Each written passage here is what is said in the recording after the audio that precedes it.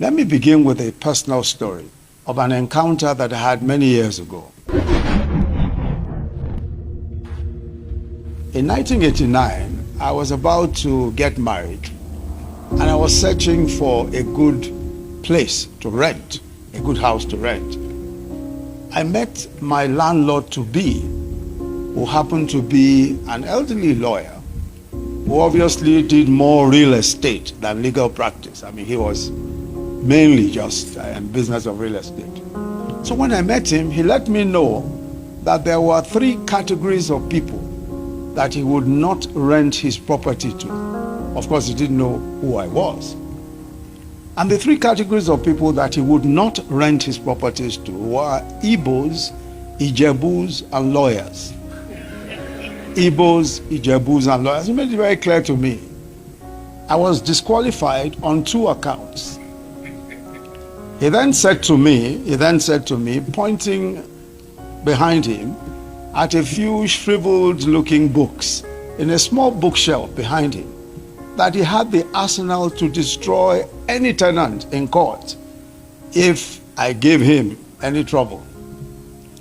He later on, of course, discovered to his embarrassment that I was a law teacher and at the time advisor to the then Attorney General of the Federation. And of course, that I'm also Ijebu. I've shared this story to illustrate a point that I think is hugely important, which is that prejudice and bias are natural aspects of human nature. Everyone has prejudices and preferences that are reinforced by stories and narratives that they hear. Prejudice is a function of environment in which one is socialized and the level of exposure that one has. All across this country, different ethnicities are subjects of popular stereotypes, whether it is the notion that Ijebus are stingy, or that Igbos have an excessive love for money, or that the Fulanis are cunning, unforgiving, or more recently, violent, or that the Ebira and the Ika are practitioners of seasoned witchcraft. These are stereotypes, and they are, of course, by the very nature of stereotypes, wild generalizations, most likely to be false, and unlikely to hold up to any kind of empirical tests. But they are the narratives people have woven about other tribes and, in fact, people of other religions. Sometimes these stories are repeated so many times that they are soon accepted as facts. And when we accept these stories as facts about other people, and people of other ethnicities and people of other religions, who we have never met with or interacted with, they shape our judgments about them even before they have spoken. Elections, for example, by their very nature, tend to be already divisive. Partisan democratic competition compels us to align ourselves with the camps that most reflect our ideals and aspirations. In a diverse society such as ours, democratic competition is intensified by the socio-cultural cleavages that exist in society. This is true of any heterogeneous society or democracy. In an election cycle in which the major contenders come from different ethno-regional classes or zones, there was always a sense that the competition was going to be particularly intense. But at the same time, it would not be accurate to reduce the election to an ethnic census. As we saw, the contenders performed strongly in parts of the country other than their natal regions.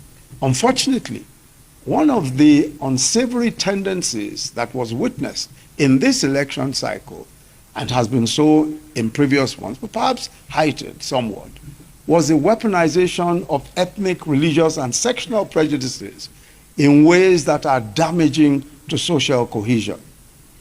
Religion was quite clearly made an issue. And in some parts of the country, political biases are introduced even between denominations of the same religion. In some cases, ethnic profiling took place at polling booths.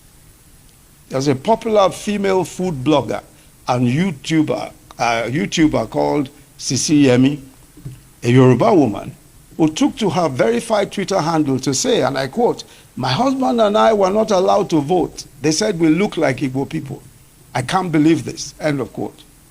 Almost without fail, in every election cycle, politicians have forcefully, either overtly or covertly, sought to persuade voters that voting for their particular candidate or the particular political party they favor is the will of God, and that voting for the opposing party was a violation of the divine will. Repeatedly, we hear of prophets who support political parties, one way or the other. This is a matter of great concern because long after an election is over, and long after the leading contenders have sheathed their swords, the rhetoric, the words, and the means used to compete can have adverse long-term effects on society. Where the forces of primordial division and polarization are harnessed for the sake of electoral gain, the venom of such devices remain and continue to poison communal relations, setting neighbors against neighbors. Some of the political rhetoric that we have heard in the course of this election cycle have been disturbing because they recall similar rhetoric used by politicians during some of the darkest chapters of our country's existence. In the First Republic, the exploitation of prejudice and incitement of hatred against ethnic communities led to the collapse of that democratic dispensation. It led to bloody pogroms and a civil war that cost in excess of 2 million lives. We talk about the Civil War, but we seem to ignore the fact that it was the manipulation of ethno-religious sentiment that eventually boiled over into that tragedy. The demons released by that bloody conflict amongst brothers are yet to be fully caged, and we pay the price of that healing process every day. That is not a chapter of our history that we should ever allow to repeat itself. But believe it or not, Nigeria is changing. There are no longer any ethnically homogeneous enclaves in Nigeria. As our own nations have evolved, one of the most discernible changes that we have witnessed is the disappearance of ethnically homogeneous spaces. Everywhere across the country, people from diverse ethnic and religious backgrounds are schooling together, doing business together, commingling, intermarrying, and raising families. Our much talked about linguistic diversity is not a barrier, as many Nigerians are multilingual. Increasingly, we see that the heart and face of a new Nigeria is a socio-cultural hybrid, appreciative of the cultural diversity of our society, attuned to its culture, but also blessed with an inclusive cosmopolitan outlook. For many of these Nigerians, young Nigerians in particular, their ethnic and national identities are not in contradiction.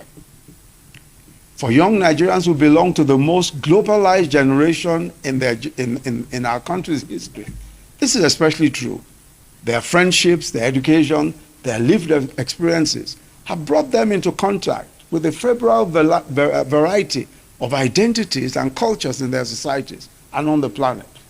And we see their multicultural outlook in the social networks, in the entrepreneurial partnerships, and their political activism, which transcend the old primordial allegiances. Leadership does not today, and Nigerian leadership today, does not have the luxury of toying with prejudice. The leadership elite, and when I refer to the leadership elite, I refer not just to the political elite, I refer also to the religious elite and to the business elite. We have a duty to conduct ourselves with a high sense of responsibility, even as we prosecute the contest for power. Historically conscious and patriotic elite all over the world recognize that beyond the letter of the law, beyond what the law asserts, there are lines that must not be crossed in the pursuit of political power, especially in fragile societies and democracies such as ours.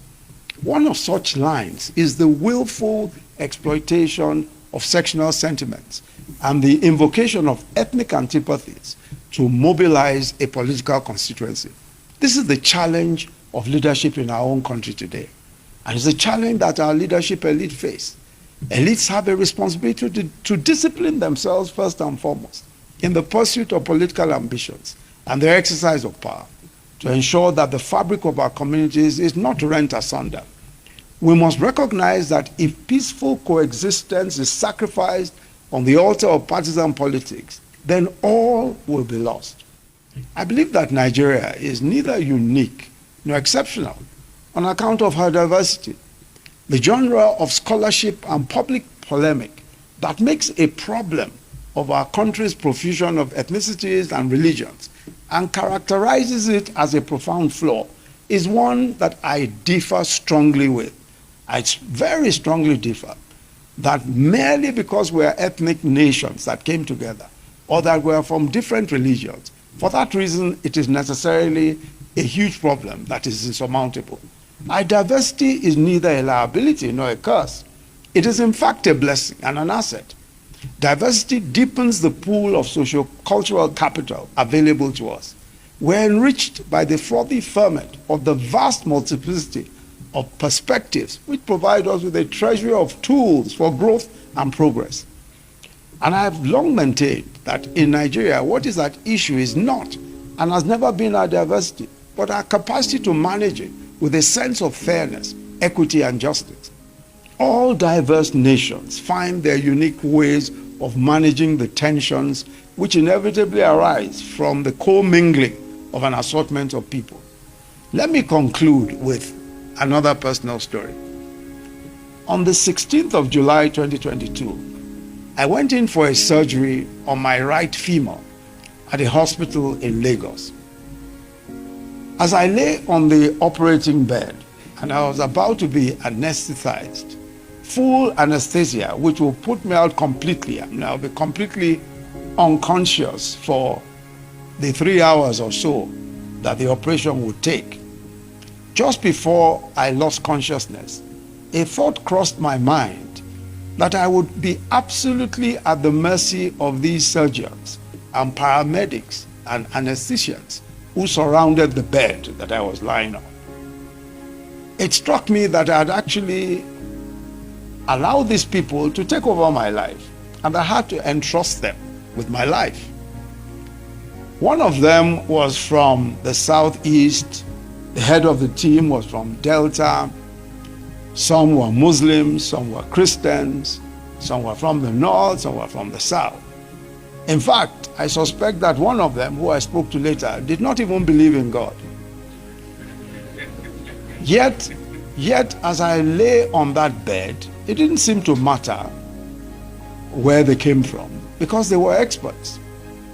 When we make the decisions that affect our lives and the decisions that affect our children the most, somehow we're able to ignore tribal or religious prejudices.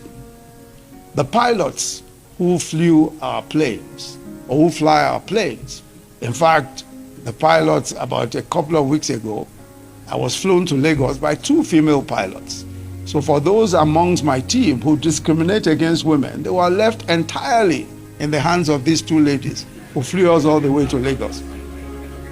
The teachers who teach our children in school, we don't necessarily ask where they're from so long as they are good teachers.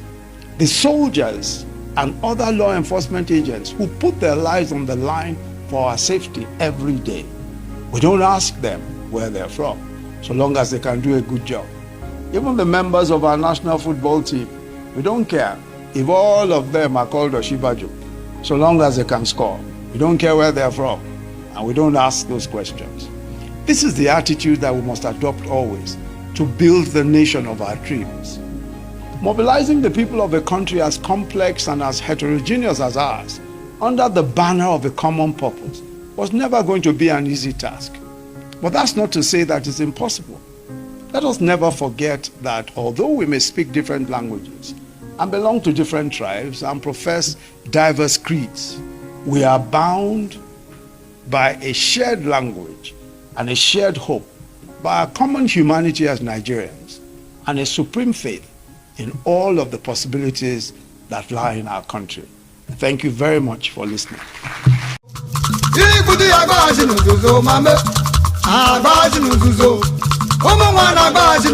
Mame,